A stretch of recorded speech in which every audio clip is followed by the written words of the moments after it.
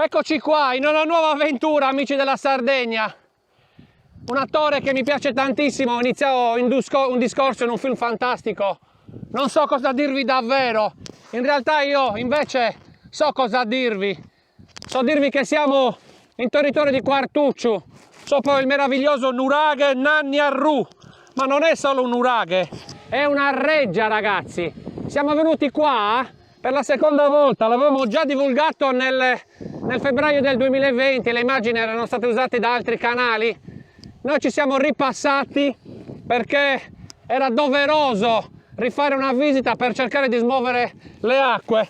Ora voi praticamente dal basso probabilmente non riuscirete a capire, anzi non riuscirò io a spiegare che cosa è questo posto, ma appena io sollevo il drone capirete che questa è una reggia nuragica. Ragazzi, una reggia nuragica in territorio di Quartucciu. Siamo praticamente nei terreni di Mameli, ecco perché probabilmente sarebbe stato bello anche chiamarlo nuraghe Mameli.